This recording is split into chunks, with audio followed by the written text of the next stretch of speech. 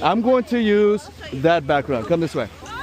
Oh, there you go. Thank you for that. Yeah. Can I have you ladies put the hands out? 1, 2, 3.